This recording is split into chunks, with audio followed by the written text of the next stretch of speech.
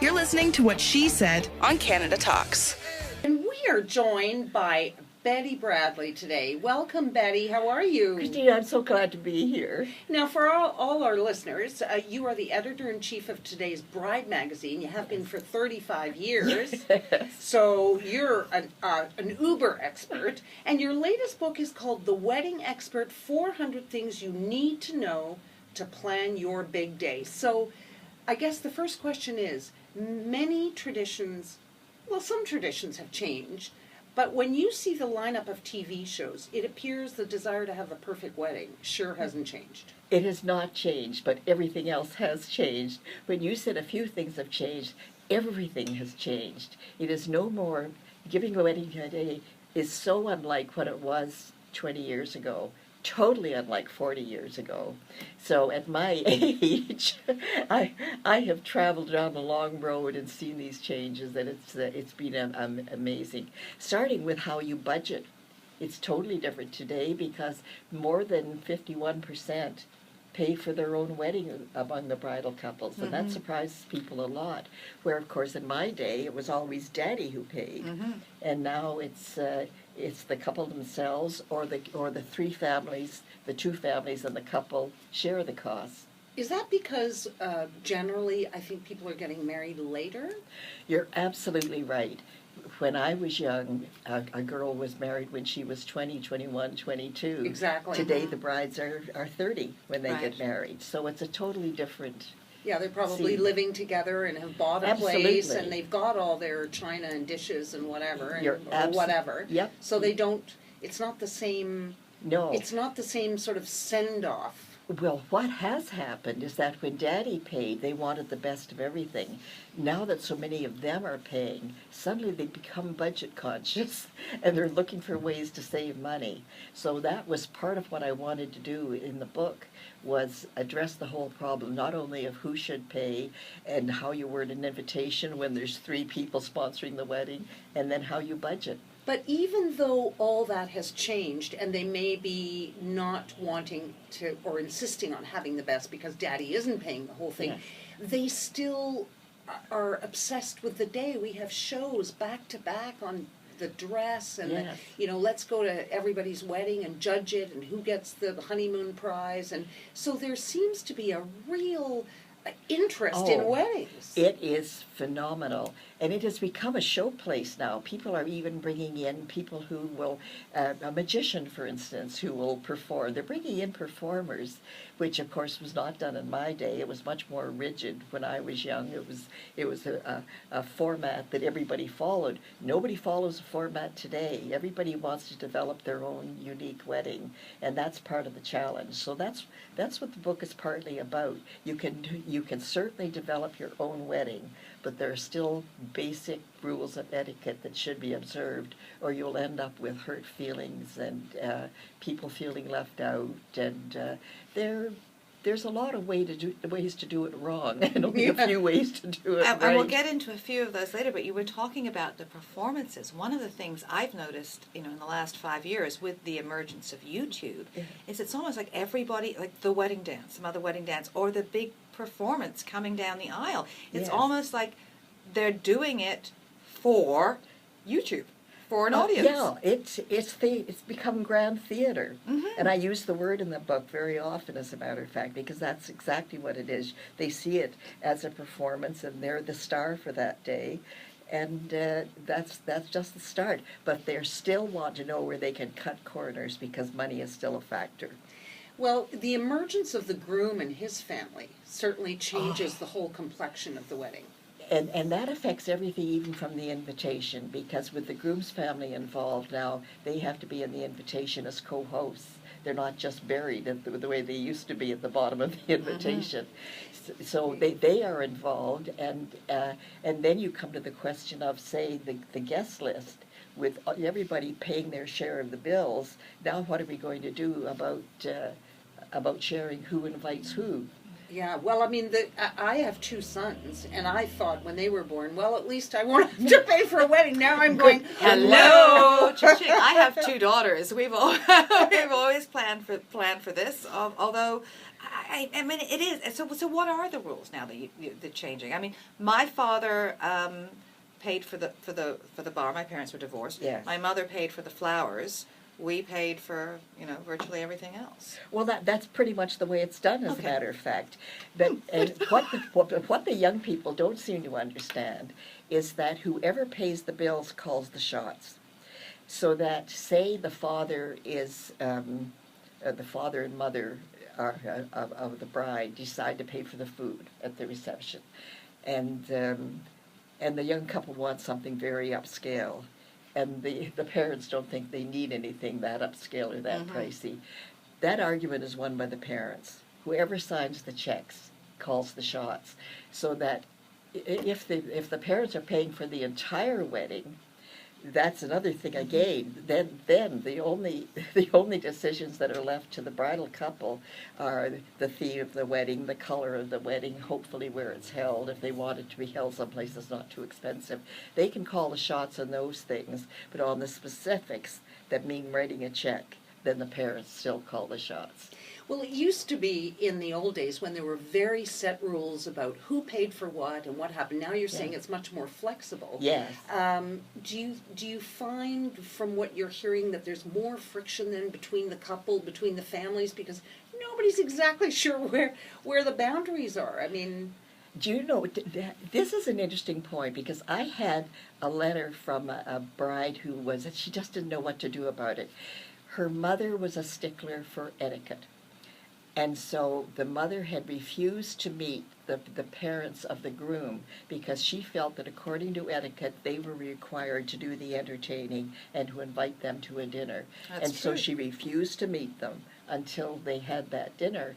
And the bride said, they're lovely people. They don't understand that that's their obligation, and I don't know what to do. And I said to her, surprise, it's not their obligation. There is no obligation anymore. Somebody has to get them together, so why don't you do it? Give your own little party and invite both sets of parents to come, because your mother's quite wrong, apart from being ridiculous. so let's go on to, let's say, for example, something like gifting. In previous times, like at the beginning, I'm sure, Kate, you would agree, you kind of felt that if you were going to a really upscale, you tried to at least give a gift that covered the cost your of meal. of Yes. you and your date's Yes. meal, if not more. But now, I mean, who knows?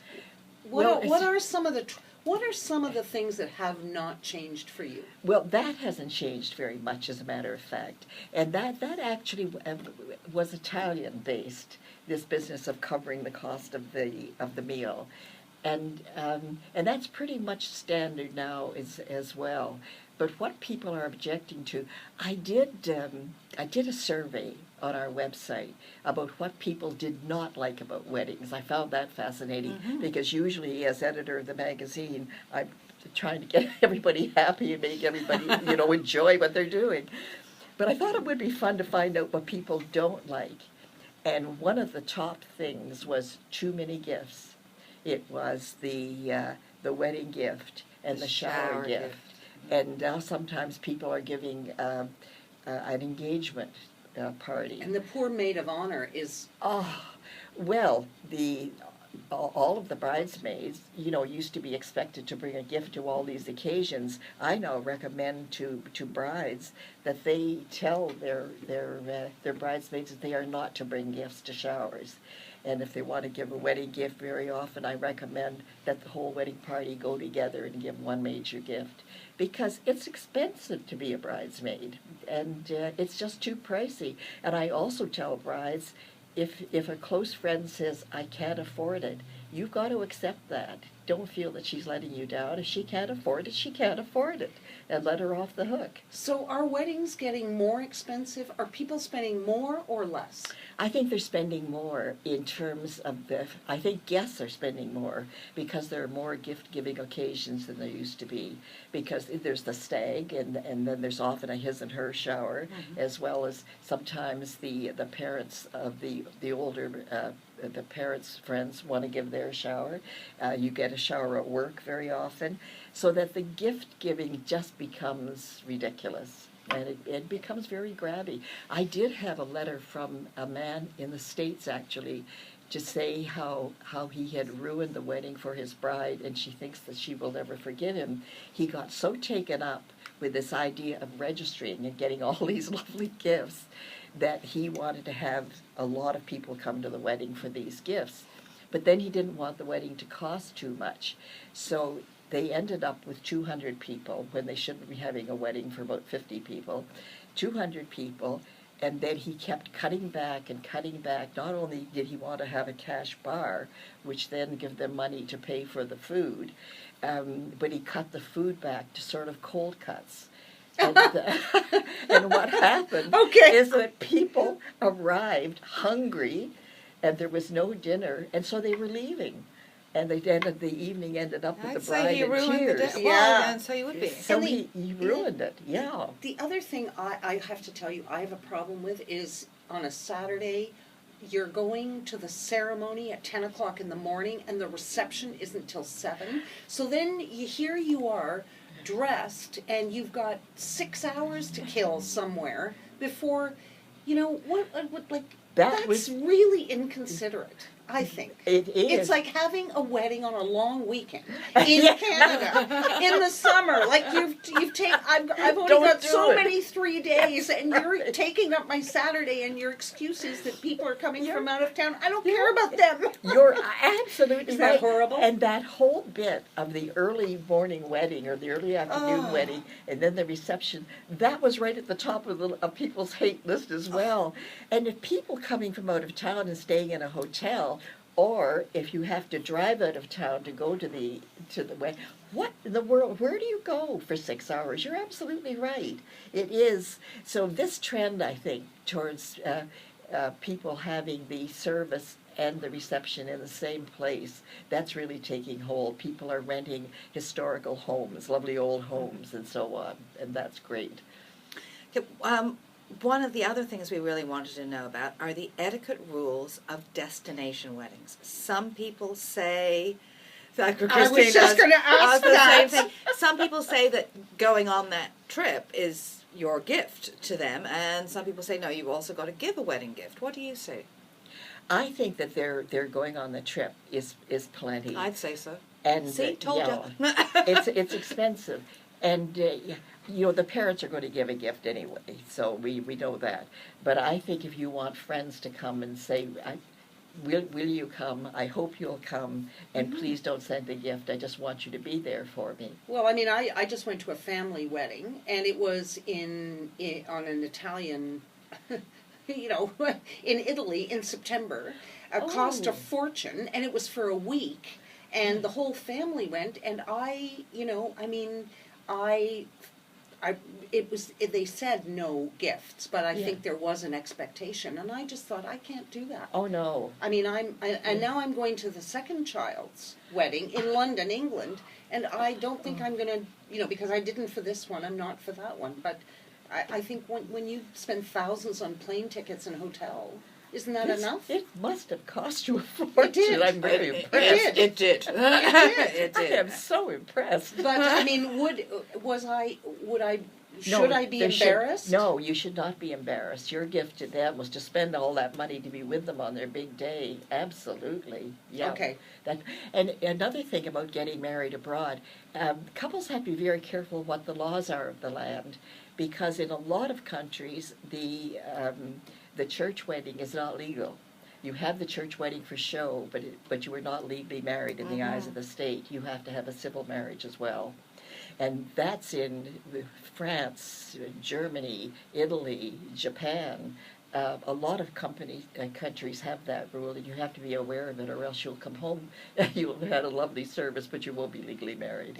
You're watching What She Said on YouTube. Welcome back. We are delighted to have Bettie Bradley joining Christine and me in studio today. She is, of course, the editor-in-chief of Today's Bride magazine and has been for 35 years. So she really knows what's going on and what's changed and what hasn't. And we've been talking about her latest book called The Wedding Expert, 400 Things You Need to Know to Plan Your Big Day. So let's start with the dress. What's your advice about how to select the dress? All right. Now, did you by any chance watch the launch of Say Yes to the Dress, the Canadian version?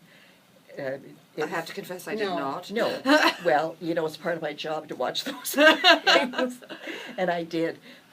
And I understand that they have to have a television show and that they have to do this, but they're giving such bad advice because they bring in everybody they've ever said hello to help choose the dress. So you've got the mother and the mother-in-law and the mother's best friend and your sister, goodness, a nightmare. and you end up with 8 or 10 people. And I watched it last night and thought, oh my God, I feel so badly for brides who are taking this seriously.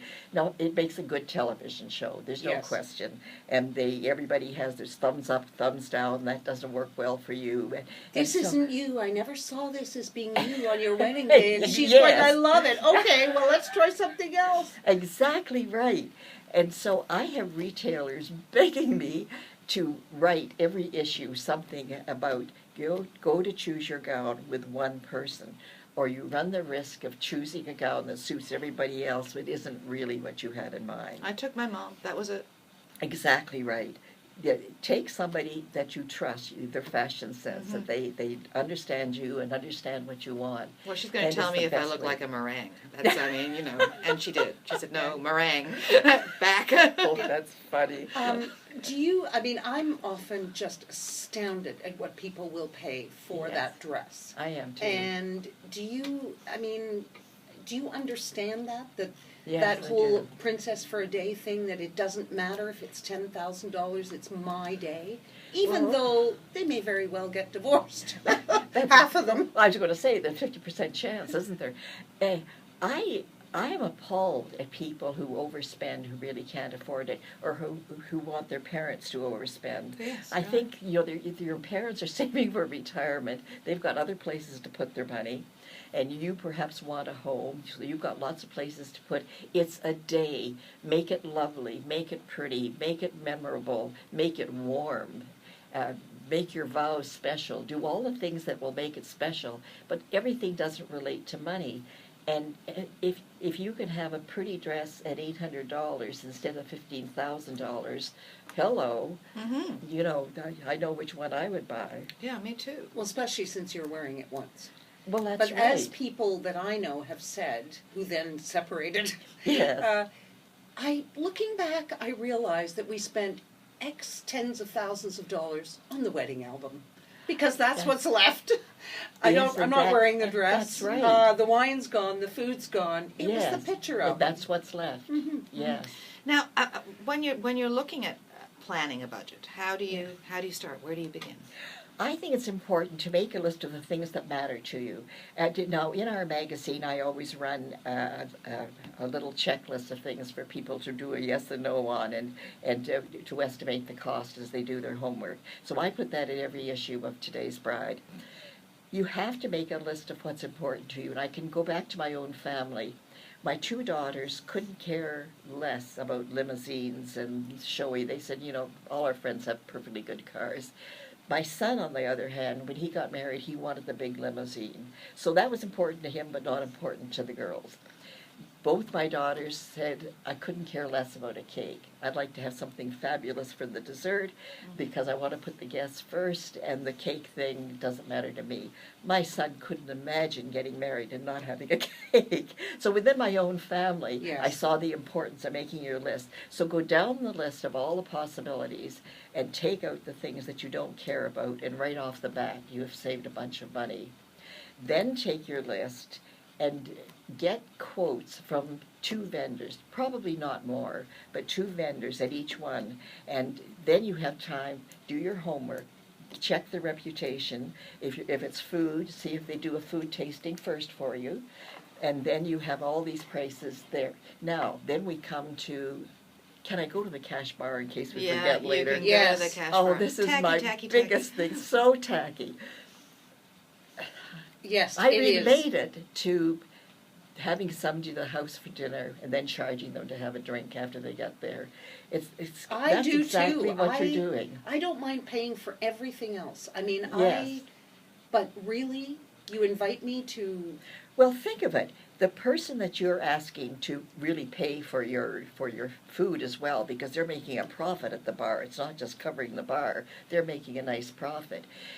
So they're really asking you to subsidize their wedding. But they also expect you to give them a wedding gift, and you have to give them a shower gift, and maybe you go to the man's do that they have.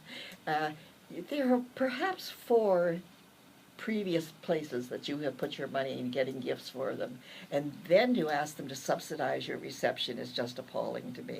Now, on that note, I have seen, and I have been to weddings where it was, everything was included in the wedding, unless you stayed sort of after 1 in the morning. Then the bar went to a cash bar. That was for the late die-hard partiers. And that I sort of understood, because, the bride and groom had left, all the parents had left, the relatives had left, and there were, the usual suspects hanging on that really just because they were going to a party. So that was when it was closed down. But the other thing that you talk about is when it comes to vendors, you need to check. You need to be careful. Yes, you do. Let's talk about the bartender, for instance.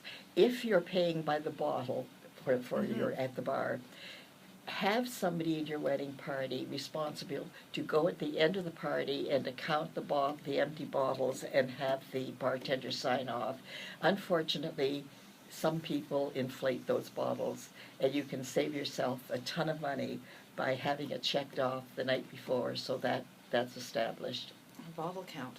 A bottle count. Yeah, A bottle count, it is yeah. difficult. Yeah. Now, what about, there's also the difference, we had a lunchtime wedding and just sort of canapes and things were Yes. passed, and champagne, which it's more of an English tradition. I got Yes, married in the that's morning, right. then had lunch. Yeah. We didn't want to, it was outside.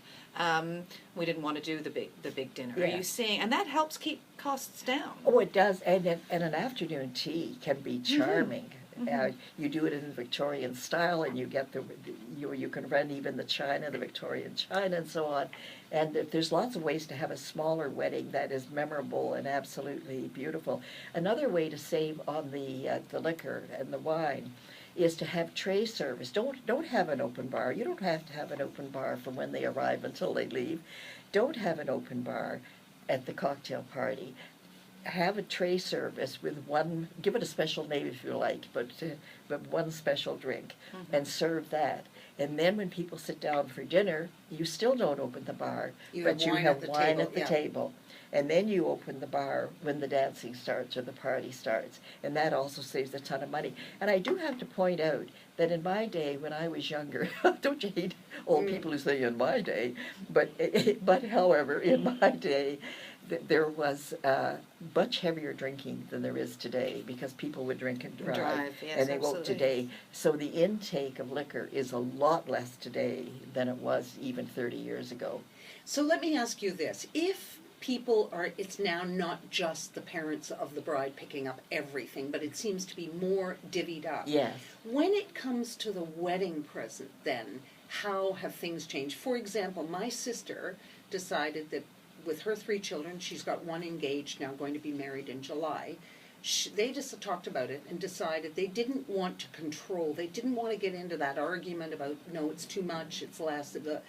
So they've allotted a certain amount of money. They've got 3 children, and they said, this is what we're going to give each of you. You can do with it as you will. So you can have 200 people, or you can have 50 people and have something for a down payment, or you can, which I thought was really sensible. So there's going to be no family friction on, well, my mother wanted me to invite her. Yes. Or my mother made me have roast beef, or, I think that's brilliant. I have not heard that before, but I like it a lot. I like it. I'm going to adopt that. Yes. Oh, yes. Oh, I wish I'd known that when my kids all got married. So what I'm saying though is, if It's a the great parents idea. are paying in less each, Yes. what is the feeling about a wedding present then for your children? If you are a mother of a daughter and you're not spending as much. I think that the parents do like to give a gift as well, so they have something that it came from the parents, and it's special. But what I do suggest, if it's the money thing, is that you open a bank account, and if you want to divide everything in 3 ways, that everybody puts the same amount. Each parent puts the same amount into that account, and the couple themselves, and then all the bills are paid from that account. And then there's an accounting once a month. You have to have somebody in charge of that account who is, on the ball. Great idea. And but that way, there's no. I had a letter from somebody who had ended up with 4 toppers for a cake because she couldn't control her spending. And that part of control is absolutely necessary. So if you are having an end of the month take and everything you spend out of that account, it would be embarrassing to have 4 tabletops in there. Yes, but it also prevents, it stops the situation where one parent has to call the other person's parent and say, by the way, the bill came in and can you send me a check for, which is embarrassing. Yes, it is embarrassing. I think having the account is just a super Great idea. Yeah. So where can people get hold of the Wedding Expert 400 Things You Need to Know to Plan Your Big Day?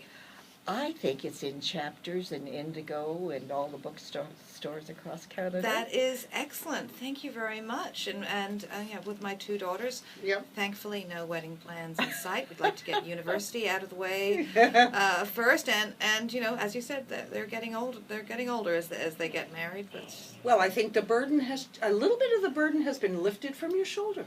yes, today it has. Thank you very much. I've had such fun. Thank you so much. Click the channel subscribe button for full-length interviews and more from What She Said here on YouTube.